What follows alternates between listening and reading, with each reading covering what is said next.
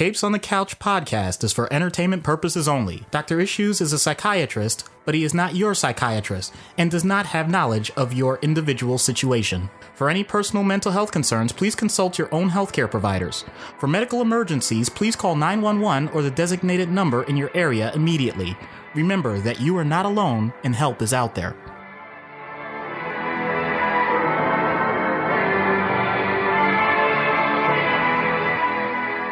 Hello and welcome to Capes on the Couch, where comics need counseling. I'm your host, Anthony Sitko, and alongside me, as always, my good friend, Dr. Issues.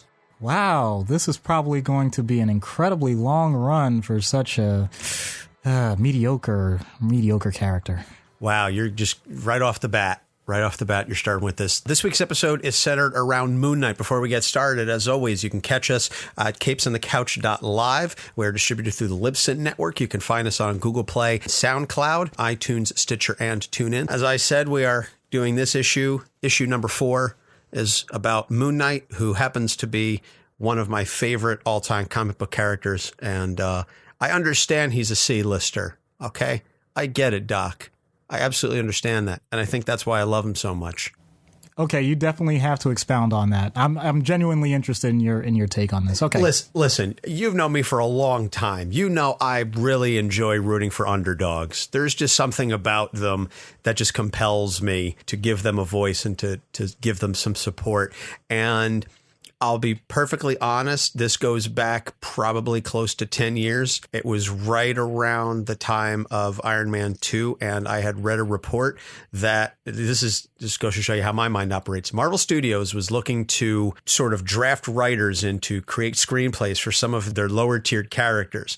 And I was looking around and I said, who's a lower tier character that I think would make for a fascinating story? And I happened across Moon Knight, and I began reading. This is actually no joke. This is how it began. I began reading his run.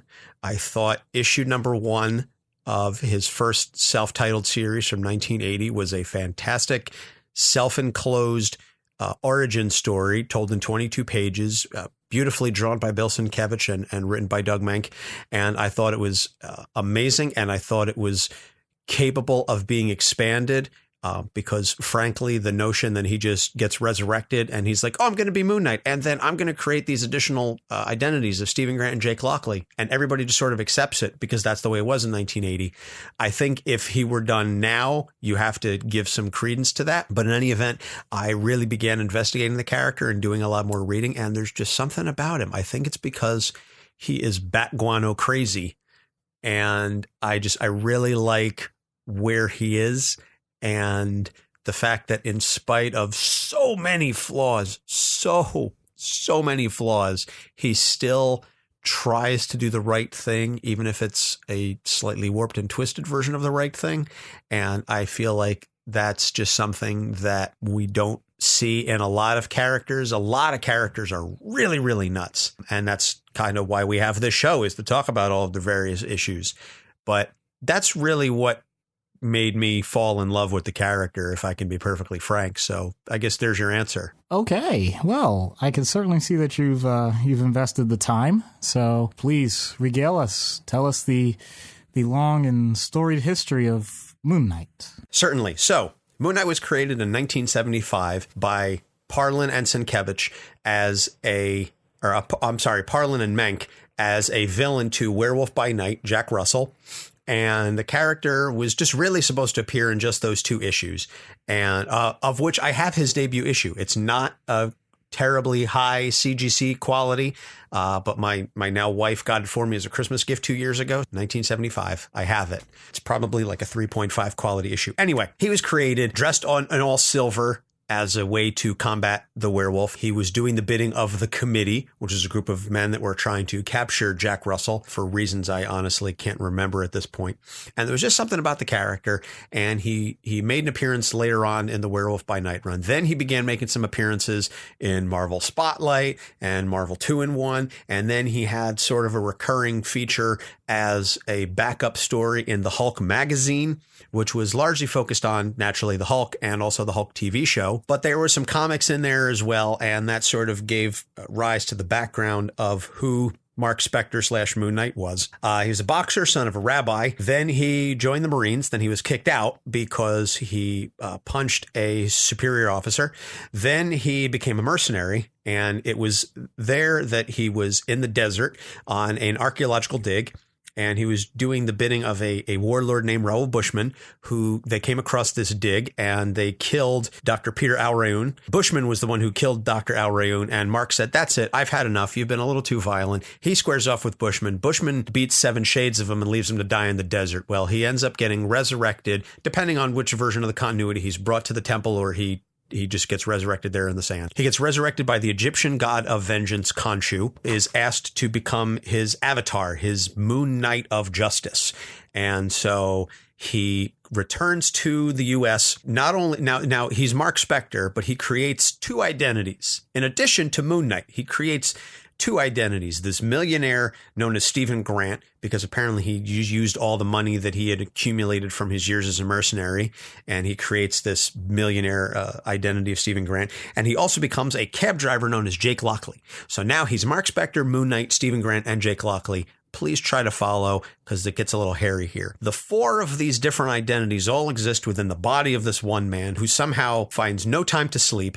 He's dating Marlene Al-Rayoun, the daughter of Peter Al-Rayoun, who was murdered in the desert. His pilot is a man by the name of Jean-Paul Duchamp, also known as Frenchie. He also befriends a diner owner in New York by the name of Gina. She has 2 sons, Ricky and Ray. When Khonshu gives him his powers and resurrects him, he gains these powers that become stronger as the moon gets brighter and as the different phases of the moon. So he's at his weakest during a new moon, and he's at his strongest during a full moon. So he battles a whole bunch of guys. Then he loses his moon-based powers, and then he joins the West Coast Avengers with Hawkeye and Tigra, etc. He actually dates Tigra for a while. Then he battles his brother Randall, who's known as Shadow Knight, who claims that he should be the one who's really Khonshu's avatar. Then this is where we get into the late 80s, and frankly, I've read all of these issues, but they're so 90s, and I use that as a pejorative term, and those comic book fans who have read comics from the early to mid 90s, you know what I'm talking about. There's just something so inherently 90s about this run of Marc Spector Moon Knight. That's the comic issue. He dies after his building explodes because there's a computerized program called 0 Hour created by Seth that he just decides he's just going to blow the whole building up and sacrifice himself in it. In order to prevent it from infecting other people and causing more damage. But he gets resurrected by Khonshu yet again. And then there's 2 small miniseries in there. And then we get to 2006, and this is my favorite 6 issues of Moon Knight. I should say one of my favorite runs. It's my favorite trade paperback. It's called The Bottom. David Finch does the artwork, and Charlie Huston, who is a crime novel writer, wrote it. It is 6 issues of perfection. It is the comeback of Marc Spector, both literally and figuratively, within the Marvel Universe and within comics in general. Mark has been left and abandoned by himself. He has no one except for his butler and maid. And Marlene has left him. He doesn't have any powers anymore. He's basically half crippled in a wheelchair. He's relying on painkillers just to slog through the day. And he comes back. And the profile, who has the ability to look at you and see all of your weaknesses and strengths, et cetera, et cetera. He's hired by the new committee to find Moon Knight, and Taskmaster gets hired to fight him. And long story short, because I could talk for an embarrassingly long period of time about this run, Moon Knight returns bigger, stronger, badder than ever. And then he doesn't take a side in Civil War because neither side really wants Moon Knight because he's that crazy. And he doesn't take a side in Civil War. Instead, he heads to Mexico and he fights luchadors. And I wish I were making that up. And I swear to God, I'm not. He fights luchadors. It's not one of the better runs, honestly. No offense. Mark Teixeira does some great artwork there, but it's not, to me, as a longtime Moon Knight fan, it's not a very compelling story.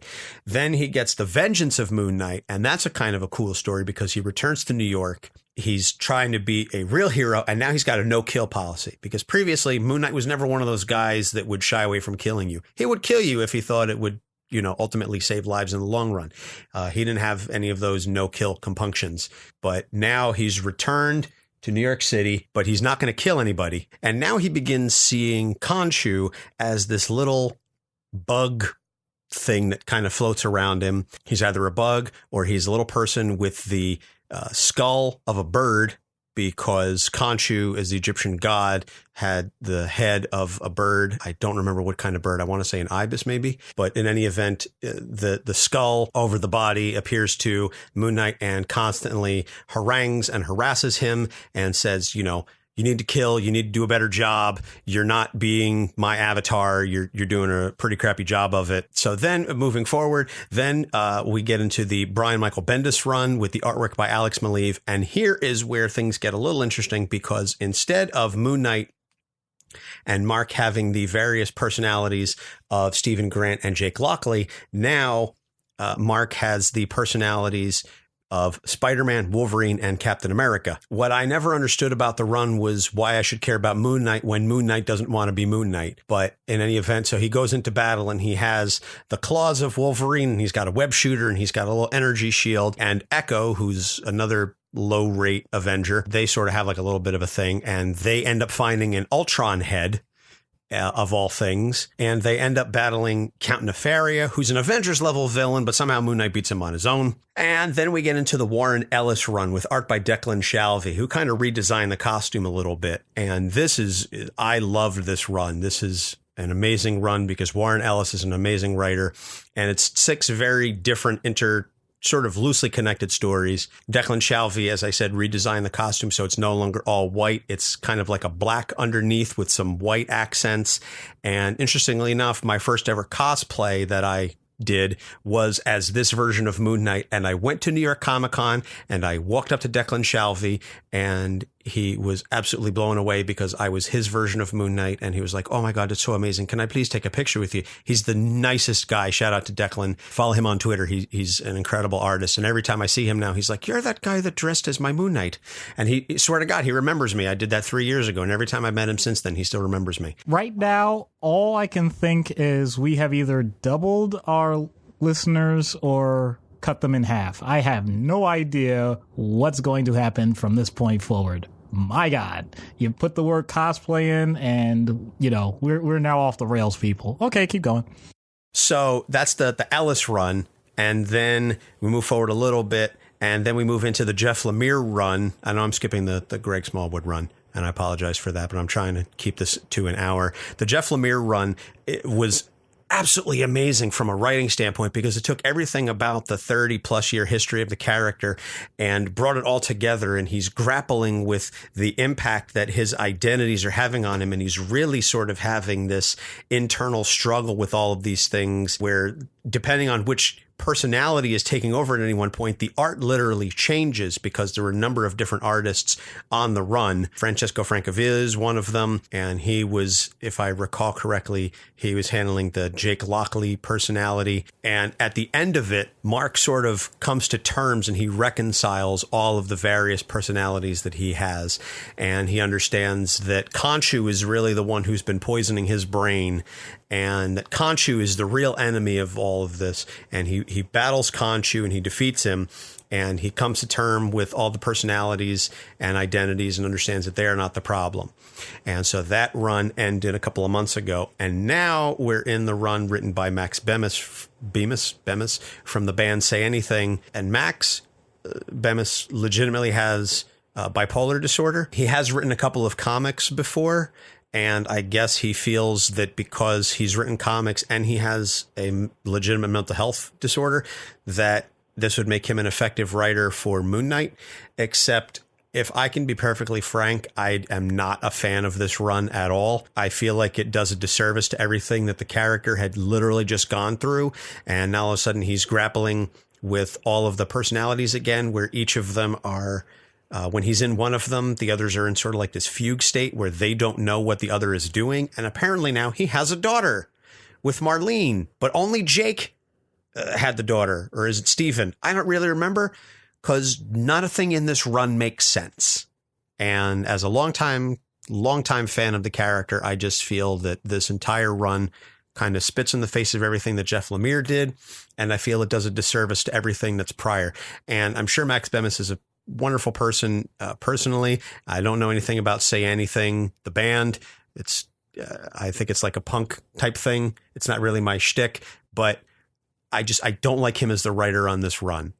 And I feel like we need to get somebody else in there who maybe understands that just because you have a mental disorder doesn't mean you can write about having a mental disorder. So that's kind of where we are. I mean, we're literally in the middle of this run. He's battling an avatar of Ra, the Sun King, and this person who calls himself the Truth, who literally makes you incapable of speaking lies, and you'll just blurt out whatever is on your mind. No filter, whatever you're legitimately thinking. It's an interesting concept. I just wish it were written better. And that's kind of where we are with the character. And that's been my long-winded summary of Moon Knight over the past, 35 plus years of the character. And I apologize, Doc, for rambling, but honestly, I could have gone even more in depth. Okay. Well, the good news is that means you've given plenty to work with. Oh, boy. All right. Once again, and I don't do this for every episode, I'm just going to lead off with something here, specifically a diagnosis. And if you've listened to previous episodes, I said anybody that just brings this up out of nowhere, I will kind of look at you funny because I've never encountered this in my career. But it is an official diagnosis, and therefore I'm going to give it the treatment that it deserves, okay? Dissociative identity disorder. Disruption of identity characterized by two or more distinct personality states, described in some cultures as an experience of possession. Disruption in identity involves marked discontinuity in a sense of self and sense of agency, alterations in affect. Affect refers to basically how you're showing your emotions, in other words, what people see about how you're feeling. Behavior, consciousness, memory, perception, cognition, and or sensory motor function. These signs and symptoms may be observed by others or reported by the individual. Recurrent gaps in recall of everyday events. The disturbance is not a normal part of a broadly accepted cultural or religious practice. I bring that part up especially because you can't just say, hey, there was an Egyptian god that was kind of like that, so I guess that kind of matches it. Well, especially with that summary, no, it clearly doesn't. Symptoms cause clinically significant distress or impairment in social, occupational, or other important areas of functioning. And I like this caveat. In children, the symptoms are not better explained by imaginary playmates or other fantasy play. The only reason I bring that up is because, especially with this guy's traumatic background, I somehow don't think that in the synagogue with his rabbi father, there was a little Moon Knight Marc Spector like going around with all these other characters built from the start. Or at least I don't think so in any of the indication, unless you have some other information to say otherwise. Not Moon Knight specifically, but in the Jeff Lemire run, Jake Lockley appeared to him as an imaginary friend. Huh. And this is why this man has an encyclopedic knowledge of Moon Knight, ladies and gentlemen. And it's also interesting because as I mentioned earlier, I was looking into the character to write and or propose a film to Marvel Studios about this. And as a result of all of my research, I had concocted a backstory, and I wanted to give it some gravitas and some depth so that it would fit within the Marvel Cinematic Universe. Because, as I said, when this character was written in 1975 and then later got his own solo run in 1980, it became, and he's resurrected, and he just comes up with these alternative identities, and we're just good with that. I felt like that wasn't enough realism for the character, so I gave him a backstory in which he had an imaginary friend named Jake who helped him deal with the fact that he had an abusive father, et cetera, et cetera. So many things from the Jeff Lemire run were part of my screenplay, but he did them so much better than I did. So I can't even get mad. And at one point, a couple of times when reading the run, I would literally have to put the book down because I would get angry over the fact that he had my ideas from the screenplay that I had written back in, like, no exaggeration, back in like 2010, 2011. But he did them so much better than I did that I just got angry about it. I was like, damn, this is better than I wrote. It was my idea, but he did it better. But Jake being an imaginary friend during his youth is something that was touched on. And he went to therapy for it as a child, and they tried to address it. Neither his father nor the therapist could remove the concept of Jake from him as a child. But like I said, that was really only touched on in the Jeff Lemire run. But dissociative identity disorder is the primary, I guess, identifying trait for Moon Knight's psychoses, or at least that's, you start with that one and then everything else just sort of falls out as a result of that. Yeah, basically. And it's interesting because the main thing that we see with this, at least from what I remember reading, is that the relationships that he builds, many of them are so uniquely focused on one of those identities compared to someone like Marlene that gets to see all of them.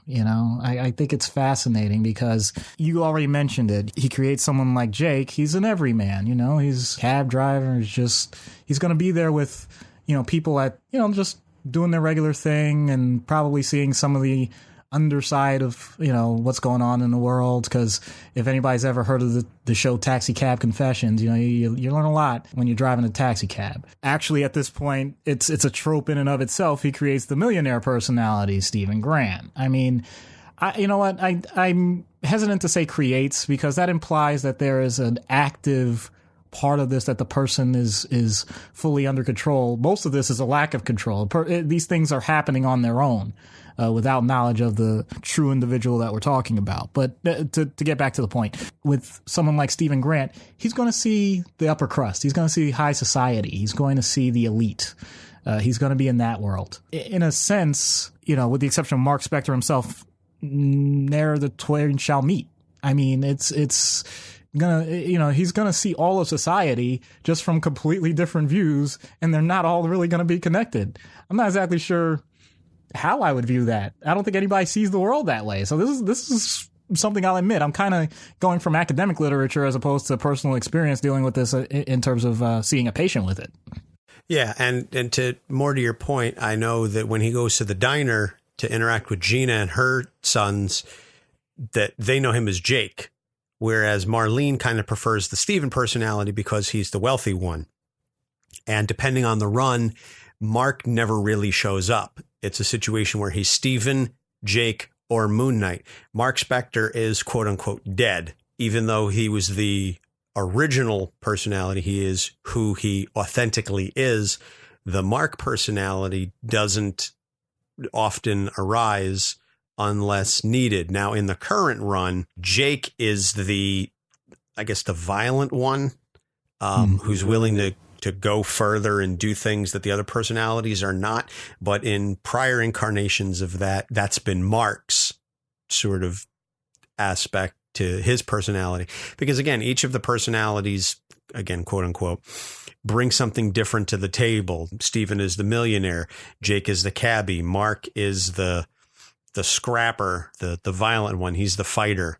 And depending on what kind of story you want to tell, that's the impact and the focus that the personality will have, and that personality will come forward. And when Warren Ellis took over, you actually kind of added a fourth one, and that was Mr. Knight, who dressed in the all white suit with the white hood covering his face. And he was just more of like a straightforward business oriented guy who was willing to kick the crap out of you if you stopped him from doing what he needed to do. That issue, I think it was number 5, was basically his take on The Raid by Gareth Edwards. And Moon Knight just basically fights his way through all of the floors of an apartment building to rescue this girl that was kidnapped and being held there by gang members, one of whom looked like Morris Day from the time. He's very colorful, outlandish. Oh, boy. Yeah, no, seriously, I'm pretty sure Declan Shalvey said he wanted to draw him as like a Morris Day Prince, colorful, over the top 80s. I mean, the character really doesn't fit with everybody else in the building, but it kind of works. It's just such an offbeat thing. But as I said, the dissociative identity is thing number 1 when you talk about Moon Knight. Aspect number 2 is this religious association and Khonshu. And in prior runs, I guess before the last 7-8 years, Khonshu was just sort of there. He was discussed. He was known to be the source of Mark's powers to the extent that Mark had them, and we'll touch on that in a little bit. But Khonshu didn't really have an active role in the stories until, I guess, the Houston run.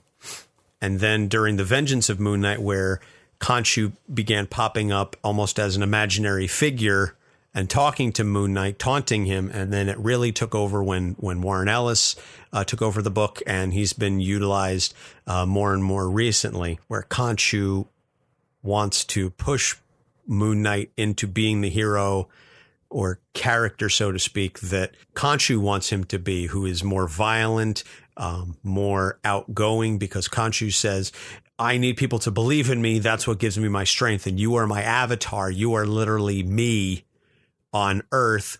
You need to do what I would do. And that internal struggle marks a lot of what the stories over the last, again, 7 or 8 years have been. That struggle between Marc trying to be the version of Moon Knight that he wants to be, and Khonshu saying, no, I need you to do it this way.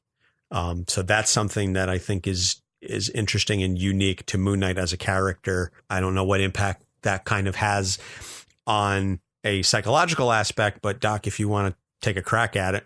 So you're telling me basically that he needed to start making WWKD stickers. What would Khonshu do instead of WWJD? I guess if you want to go that way. Well, sure. Now I'm giving you the side eye. Yeah. The reason why I said it that way, it wasn't meant to belittle anyone that actually follows that. What I do have a point to this. Tenets, meaning spiritual guidelines. It doesn't have to be organized religion, but it can be, and usually is something that's important for society as a whole. It creates the moral base that we all work from. I shouldn't say we all, obviously everyone's different, but many, many, many people, and it's the overwhelming majority, work with a spiritual base that creates, the moral framework that we use. So the fact that they include that in the comics is, I think that's appropriate. How is someone that doesn't appear to be properly integrated as a human being, how are they going to interpret that? Then that might be a problem, because that means that they're literally going to have multiple interpretations, if they even care. There are plenty of opportunities for Moon Knight to do, his own thing, regardless of what someone else says. But the idea of control, in other words, obviously we're talking about comics here, so just like, hey man, I own you. In other words, you got nothing without me. That's that's something that is gonna push anybody to do what that person's bidding is. And Khonshu is certainly not shy at all about reminding Marc, I have brought you back from the dead more than once. And at one point, I think it's in the Houston Finch run, where Marc is saying, I'm not you, and this and that. And Khonshu literally gets out a dictionary and shows him the definition of the word avatar and says, you're not just like me. You are me. You are me on Earth. As I said, Khonshu is not shy about pushing that. Now, on another note, and we addressed this somewhat earlier, Marc is the son of a rabbi, and Marc is, as at least depending on the day, one of the very few Jewish superheroes who, again, depending on the run, is practicing or not. It diverges how much of an observant Jew he is, but you have that Jewish aspect, and now you also have this worship of an Egyptian god that's taken over his personality. And in the 80s and in the one run in the 90s, he was wearing very Egyptian themed attire. He was fighting with an Ankh, I don't know how you pronounce it, very Egyptian themed attire. So you have that play between his Jewish upbringing and this Egyptian worshipped deity. That's something that is, again, I would say unique to the character. That you're absolutely right. I think not just from, what the spiritual teachings were for that given character, in this case, Judaism. I mean, it also has to do with usually you can't separate most religions without an underlying culture. It doesn't matter what you were raised as. If you were raised Catholic, let's say, if you're raised Jewish, if you're raised, anything. When someone says that, they're usually not saying, they may think they're saying, I practice this religion. That's not what they're saying. They're saying, I have these certain things that I have grown up with that I consider to be important to my identity as a person in society and how I'm supposed to interact with others on a regular basis. that's what becomes incredibly powerful over time. Obviously, people should, if spirituality is important to them, they should explore that for themselves. But from a psychological standpoint, all those other aspects are the ones that end up being involved in what would be a comic storyline. So for someone like Moon Knight, it's more like, okay, you were son of a rabbi. Well, that actually commands a lot of respect. That's not something to be belittled. And depending on how that's parsed out, okay, you're going to have situations where you're expected to be the upholder of a community. Like people are going to look up to you to do everything the right way. You're also going to have, if you have this outside influence of another culture, once again, I'm not saying religion, outside culture. If you want to say that's Khonshu and the Egyptian stuff and all that, so be it. Similar to when people are in mixed relationships of different faiths and different cultures. You're going to have to do this balancing act. Ironically, in a man that we've already established doesn't have much balance to him.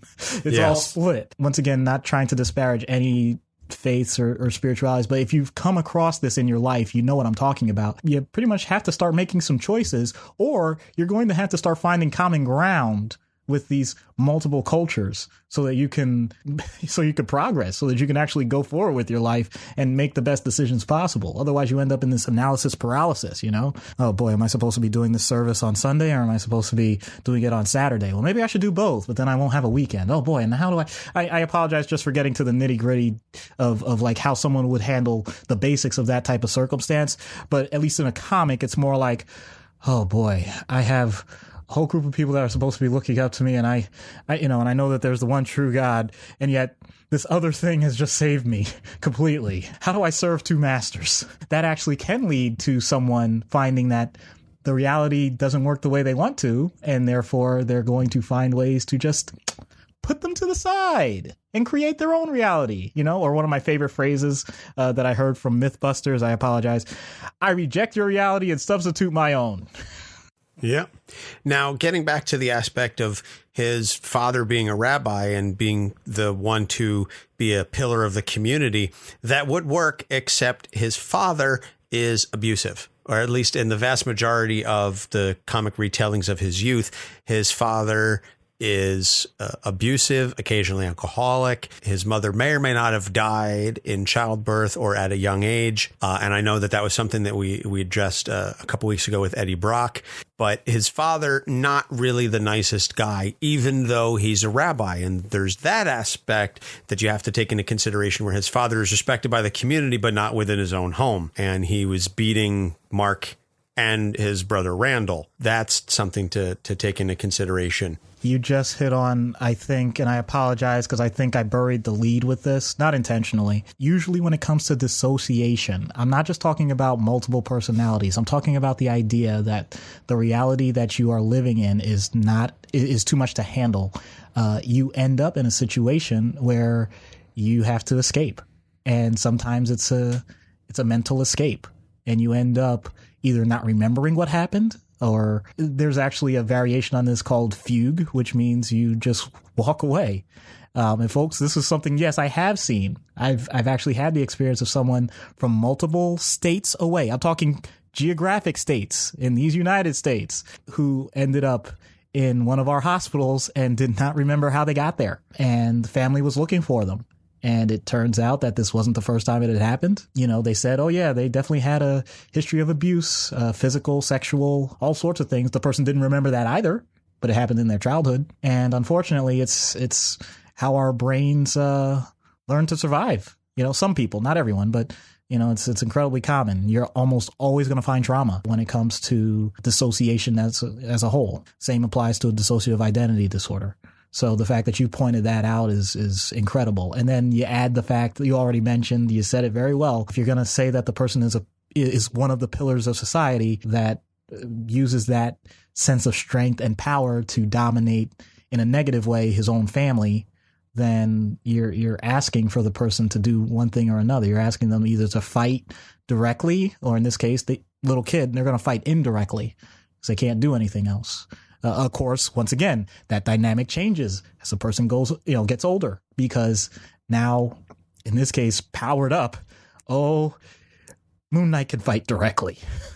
Well, now that's a perfect segue to the next thing. You said powered up. When he initially gets resurrected by Khonshu, he has those lunar-based powers. He gets stronger as the moon gets brighter. Then Khonshu takes them away. That's something that we don't often see in superheroes. We have a number of superheroes that have obviously different superpowers, and there are also those characters that are not superpowered. Batman comes to mind. It's not often that we see a character who had the powers and then loses them. And Moon Knight, I should say, seems to prefer operating without them. At one point, he's battling someone and they said, "Didn't you have powers? Don't you have powers?" And he said, "I had them. They make you sloppy." So he kind of almost views having powers as a negative thing. That's something that I think plays into, again, all of his negative mindset, because his God, the one who resurrected him, gave him these powers and then said, "Nah, you don't need them," or "I'm just not going to let you have them anymore," and then took them away. Well, that's an excellent point. I think it goes back to, and believe it or not, I'm going to draw a more mainstream reference, because if Marvel can do it with Moon Knight, then certainly I can. When the Avengers, are really starting to get together in the movies, you have periods of time where good old Steve is basically daring Tony Stark, saying, put on the suit. But the reason he's doing that is, he's like, I want to battle with you, but I want to battle with you with what you need, your crutch. It's an insult, pretty much. Now, naturally, because of the narcissism, he takes it a completely different direction. But the point remains, in this case, Moon Knight was basically saying, not just whether or not I own you, it's this is all you're good for. And that sense of self-worth becomes a big issue. But in this case, I'm impressed that they went this direction and rebuilt the character as someone that feels like they can stand on their own 2 feet by themselves. It's basically showing that it's possible to build self-esteem regardless of the circumstance. To take it a little away from just purely a psychiatric standpoint, that's something that you commonly see philosophically in Stoicism. If anybody wants to look that up, because I think it's a very good way to build resilience in life. The point being that there are so many things that are out of your control. When they're going good, great, celebrate them, enjoy it while it lasts, because it's not going to last. It's going to end at some point, and you're going to have some sort of barrier, something's going to go wrong, whatever that is. And the point is, as long as you know that you are able to rely upon yourself to figure something out while things are going wrong, you'll be fine. If you think, though, that the only time things are going to work out is when you have everything exactly perfect and just so, and everything has to be exactly the way that something beyond you has designed it, then you're going to lose that resilience. You're going to end up incredibly fragile. And that's not something that society should foster. That's not something that parents should foster. That's not something that your social circle or your familial circle should foster.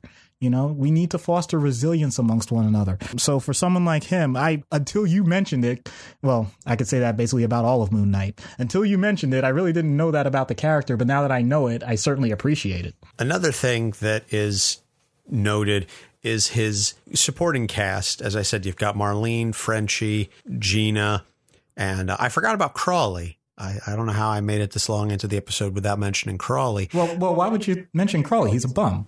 He is, but he's also a very loquacious bum and a hilarious supporting character as far as I'm concerned.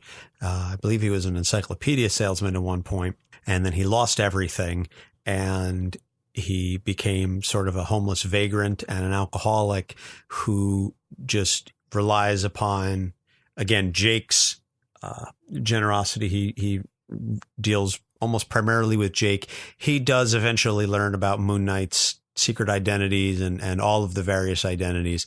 But in any event, he is one of many of the supporting cast who we see gets pushed away from Moon Knight because he doesn't want them to get hurt. And he needs to keep that distance, because if anybody gets too close, then they're going to end up hurt and or killed. And this is done very, very well at the last issue of the Ellis run, where a cop, I don't remember his name, he decides to take up the new mantle of Midnight and become everything that he feels Moon Knight is lacking, and he wants to be the new Moon Knight. He attacks Moon Knight and he says, I'm better than you, and I want to be loved, etc. And Moon Knight basically beats it out of him and says, I don't want to be loved. I don't need to be loved. That makes me stronger than you. And so that's an issue where he creates this distance between himself and his entire supporting cast. Even amongst Marlene, they have a very on again, off again relationship because of it. Frenchie, again, he's there, he's not. He's there, he's not. He keeps people at a distance because he thinks it makes it safer for them and him. So that's another. Okay. All right. That can go a couple of different ways. First of all, I think I've mentioned this before. We're social creatures. We need love. On its face, that premise is completely false. That's delusional. That's nonsense. No man is an island. Right. Okay. That's one way to go with it. But honestly, I'm not going to hammer that home repeatedly. That's not really the point of that. I think there is a potential for a positive out of that. Namely, there's a difference between I need someone to love me and I am unworthy of being loved. Okay. In other words, I don't think he is avoiding the idea of having relationships. He's avoiding the idea that people are going to get hurt. That's well established. When people are around him and he's able to enjoy their time, attention, and love, okay, it's good. But if no one is around, and as you said, there was a story arc that basically left him broken. Like he didn't have anyone except for, I think you said his butler and maid. Yeah.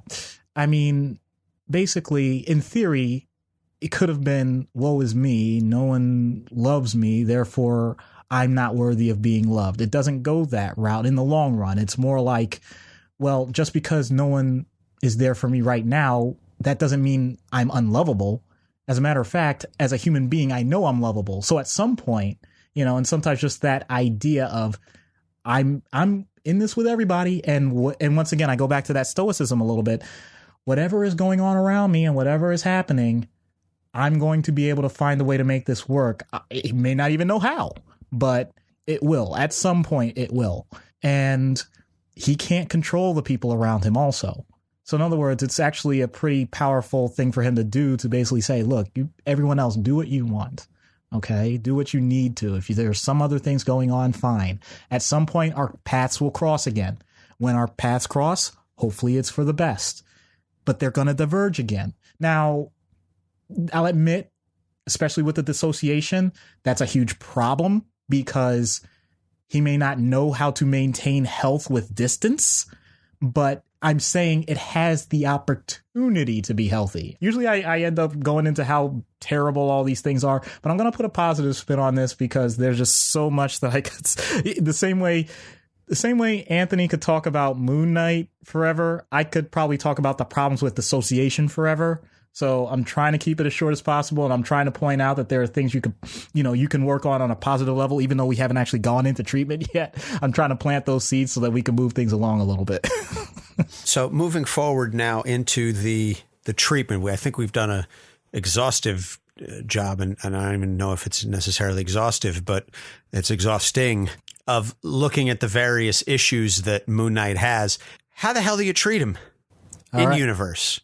And mind you, he's been in therapy. It was a big part of the Ellis run. In fact, his therapist ended up being compromised by one of the villains who was trying to mess with him because she was trying to direct him to kill a warlord from her country. This is after Warren Ellis left the book. This is the Brian Wood run on the book.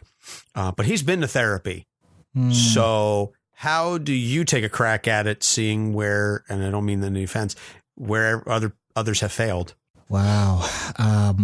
Yeah, this is interesting because I can't even use the excuse I used with Eddie Brock and Venom and the symbiote or anything. I can't say I want to get them separated. In theory, these are separate personalities, basically.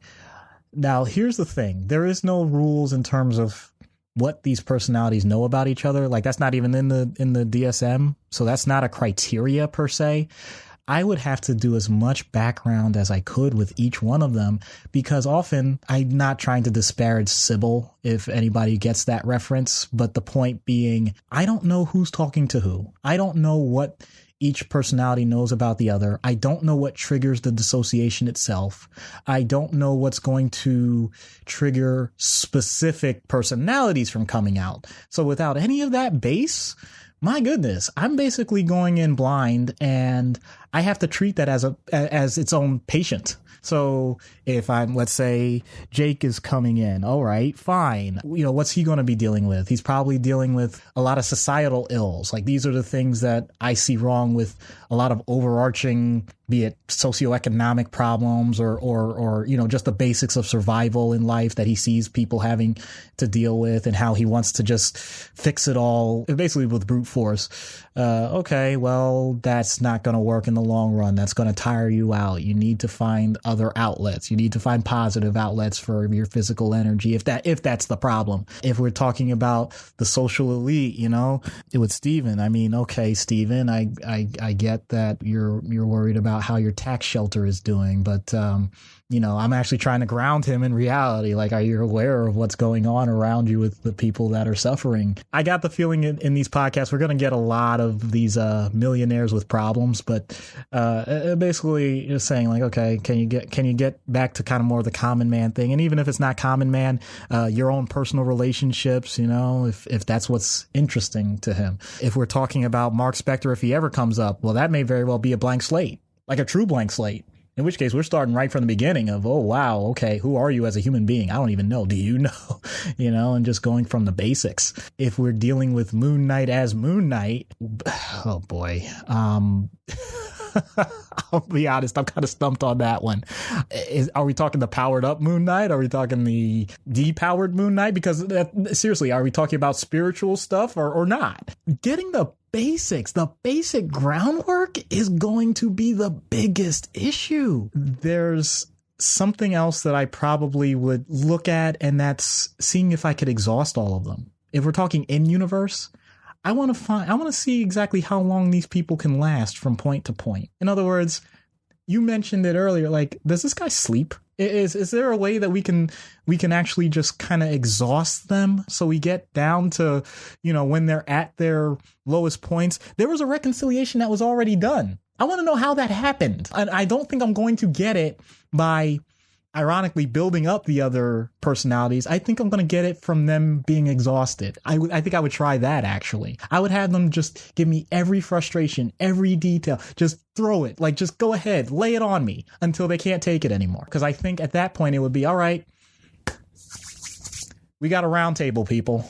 And even if they don't know it, whichever personality is like, look, I got the list. I got everything on you, and I got everything on everybody else. So you need to tell me what you think about these others, because without this, I can't help you. And then from there, we're actually having almost like a chamber of commerce where it's like trying to reintegrate this stuff. Well, it's funny you mentioned the roundtable, because one of the aspects that I used in the screenplay was within Mark's own mind. And this was done, I thought, I sort of cribbed this from the United States of Tara, which was a very well done show about a woman with multiple personalities, Toni Collette. I think she won an Emmy for it. Within Mark's head, there existed a table, and it was in a room, and all of the personalities sat at the table, and whoever was seated at the head of the table was, quote unquote, in control. At various stages of the film, you see Moon Knight, Steven, and Jake in control, depending on who's what he's doing. And there's a locked room off to the side. And one of the characters, I think Steven was the last addition, at least in my version. It was Moon Knight, and then he made up the Jake personality, and then he made up the Steven personality. And when Steven enters and he says, "What's in that room?" and Jake says, "That's where the boss is," he don't come out. There's a scene late in the film, again, this is my version, where all the characters are struggling and Moon Knight is just sort of losing, and no one's at the head of the table, and the door bursts open and it's Mark. And Mark comes out of the room, sits at the head of the table, and that's when things get real, because Mark was the one that was locked away because he, quote unquote, died in the desert until such time as he was needed to come back and take down Bushman, who was naturally the villain of the story. Mm-hmm.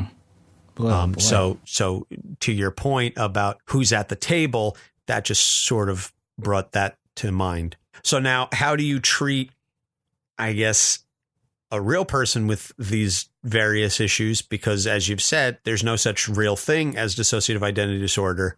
Well, I'll say this. I haven't seen it, and I'm not aware of any colleagues that I've been working with that have seen it. So I can't say it doesn't exist. That's not fair. Like I said, it is in the manual, so I have to treat it, as seriously as I can. Okay, but how do you treat someone like Moon Knight or Marc Spector, whatever identity you want to go with, as close as you can make an analog to real life? Right. With most dissociations, a lot of it has to do with the real basics of, well, first of all, I usually advocate that the person be in a safe space. I think I've mentioned that countless times. But this is going to be a combination therapy. Usually it does involve medication, depending on what the severity of the baseline symptoms are for anxiety or for depression. Honestly, usually at higher doses than what you would give for just a mild depression, as we call it, or a major depression even. There are types of therapies that help people deal with, for example, it's common in post-traumatic stress disorder, but it is being studied more with dissociation, which is, I'm just going to use the colloquial rather than the full term for EMDR, but it's basically a rapid eye movement therapy. It's purely a physiological phenomenon where you become exposed to certain stimuli. You move your eyes back and forth in a certain pattern, and you get feedback using the therapist as your guide. It's shown promising results. It's the type of thing, though, for example, if it's a matter of a person not remembering a single thing, as a different person, or they've moved or they've completely changed their lives, then, that's when hospitalization comes into play, because you just got to figure out the basics. It's like I said, it's more a matter of, okay, what was their life like? You usually try and get them involved with a one-on-one therapist as well as group therapy if they can tolerate it, because many times people, because of the trauma that they've experienced, they may not do as well in groups. It's something that, depending on the severity, you even look, I'll be honest, you do look at some of the more intensive physiological therapies. By that, I mean, you can look at electroconvulsive therapy, although that's not a true, not considered a first line indication for it. May go to antipsychotic medication for it if necessary. You tell the person that for the most part, substances, meaning alcohol, illicit drugs, things like that, are off the table. They should be completely abstinent if possible, because it opens up too many cans of worms. It's dicey. I'm not going to lie to you. It's dicey. I can't say that I have one set path that this person would need to be treated. And actually the literature kind of bears it out, because so few people have actually had these cases. I think the number one thing I would say is just making sure that the person has a single point of contact, consistent point of contact. I'm not talking about with their personalities. I'm talking about with the therapist, so it doesn't matter. I don't have that ego. I don't care if it's a psychiatrist. I don't care if it's a psychologist. I don't care if it's a licensed personal counselor. I don't care if it's a social worker, whoever it is. They need one consistent point of contact throughout treatment, because that's usually how they'll help maintain their sense of normalcy, sense of stability. So I guess this is going to be an interesting one then. What happens when Moon Knight gets on Dr. Issues' couch? Okay, I'm going to be honest. I'm freaking out here a little bit. Who am I talking to right now? Mark. Hi, Mark. How you doing? I'm Dr. Issues. Hi, Doc. Hi. Okay, so what brings you here today? Well, let's see. Where do you want to start? Dad was an alcoholic dick who beat me and my brother senseless. I was resurrected by an Egyptian god. I had powers and I lost them. I saved the world a number of times, and I'm not the only person residing inside my head. So you got a lot to work from. Where do you want to start? Okay. Wow. So let's start with Dad. Okay. You made it clear he wasn't the best father to you. No. Okay. You don't have He was a rabbi. So you'd think me and my brother getting smacked around would have an impact on the community. No, they loved him. Oh, wow. Okay. So loved on the outside, and I guess didn't return that love inside the home, right? Nope. Okay. Oh, boy. I'm detecting a lot of anger with that. You think? Yeah. Wow. Now, as a child, it must have been difficult to get through the day. How did you manage to do it? I had a friend. His name was Jake. He was a good guy. Okay. He helped me out. Okay. So Jake is, you say he's a friend. I apologize because I did do some research before this. I understand you actually went to therapy to talk about Jake, right? Sorry, Doc, do you want to talk to Jake? Huh? You want to talk to Jake? I'm here. Okay. Hi, Jake. How's it going, Doc? It's an interesting day. So what do you want to talk about? what have you been up to recently? Driving a cab. Same old, same old. Stop in, say hi to my friend Gina. She got 2 good kids. Oh, okay. Sounds like a pretty standard day. I know. Yeah, they're okay. They're good kids. They're going to hopefully grow up to be something. Okay. Their mom works hard. She busts a hump.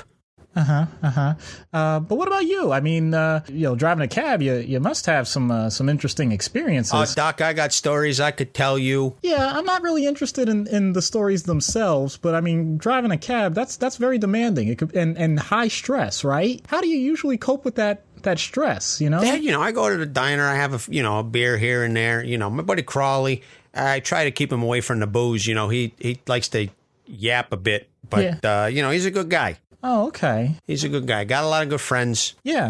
All right. Well, you're giving me a lot of good background information on it. What do you know about Mark? Mark? He's okay. He could be a bit of a rough around the edges sometimes. Yeah.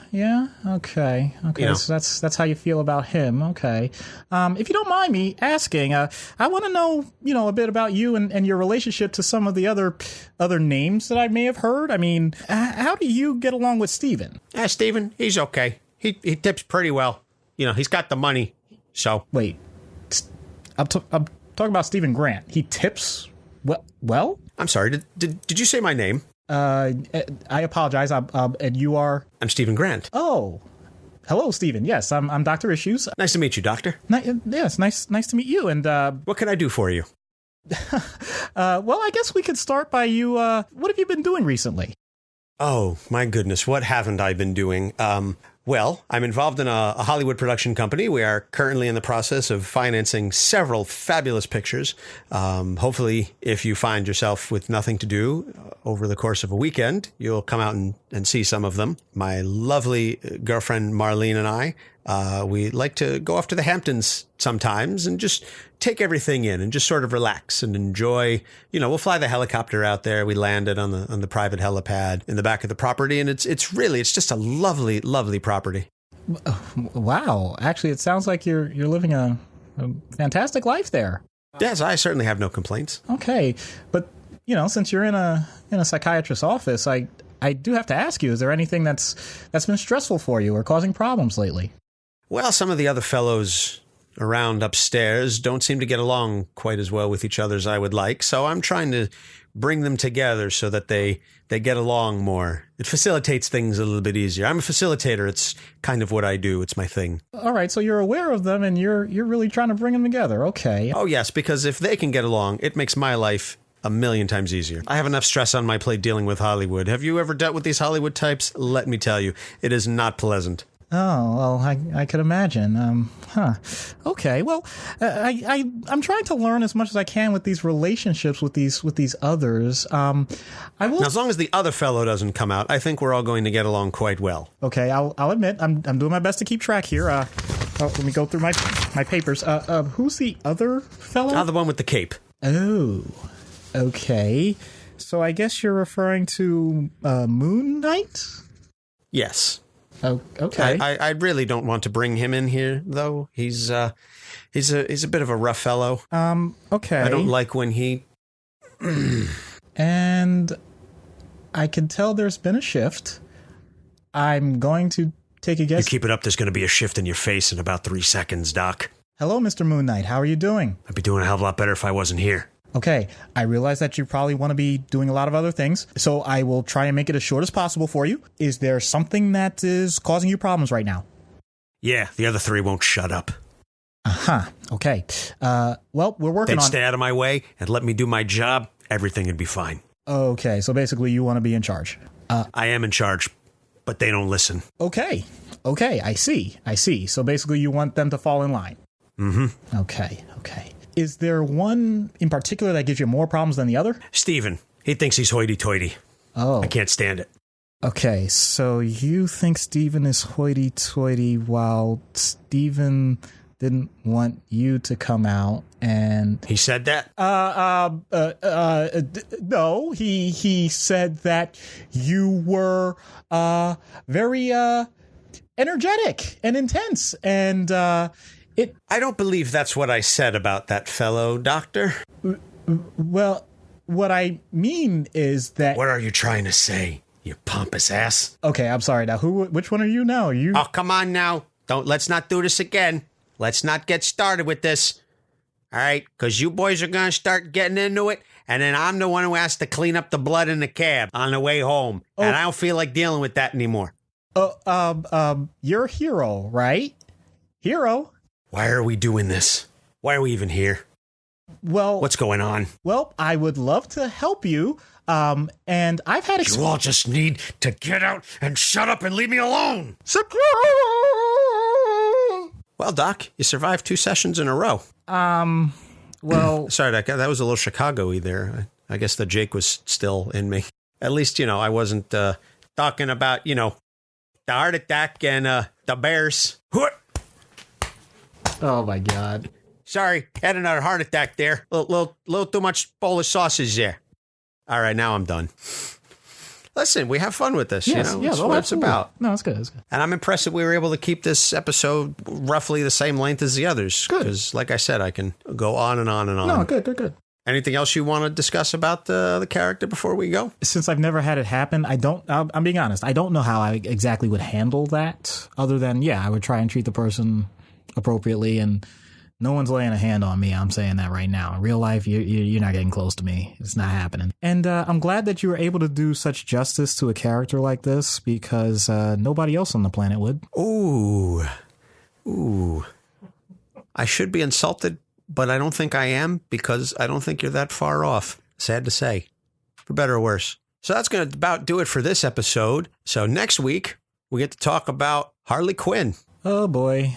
I'm really not looking forward to having to do the skit, because I don't know how I'm going to do that thing with my voice. Or we could get a female. I don't think Tara Strong or God, who the hell played her? Arlene Sorkin. There we go. I don't think either of them are available. No. And we're not big enough to get them. No. Don't worry. We'll make it work. I'll figure it out. I always do. We always do. That was an egotistical thing of me to say. We'll figure it out. Point is, next week, Harley Quinn. So if you have any questions, anything you would like us to discuss about Ms. Quinn and her various issues and her relationship with the Joker, so we can sort of, play back to a couple weeks ago with that episode, please feel free to shoot us an email, capesonthecouch@gmail.com. You can find us on Twitter, on Facebook. You can download this podcast through the Libsyn Network. Our website is capesonthecouch.live. You can also find us on Google Play and SoundCloud, and hopefully iTunes, TuneIn, and Stitcher. By the time this episode airs, we will have been officially approved for delivery. So, Doc, anything else you want to add? I just wanted to say that it's very interesting to be educated on a character from the ground up, which is what Anthony did, and hopefully he won't have to do that again, because man, oh man, when he gets into these characters, he really, really knows how to just beat you to death with them. Yeah, well, like I said, for a guy like Moon Knight, and there's not too many that I know as encyclopedically as I do the Lunar Legionnaire, but he is a favorite of mine, and Lunar Legionnaire, who knows that? For crying out loud! Oh my God, do you ever turn that off? Would you like me to turn that off? No, because then we really wouldn't have much to work with. Thank you. I rest my case. So, for Doc Issues, I'm Anthony Sitko. Thank you so much for listening. We'll see you next week. Capes on the Couch podcast is for entertainment purposes only. Dr. Issues is a psychiatrist, but he is not your psychiatrist and does not have knowledge of your individual situation. For any personal mental health concerns, please consult your own healthcare providers. For medical emergencies, please call 911 or the designated number in your area immediately. Remember that you are not alone and help is out there.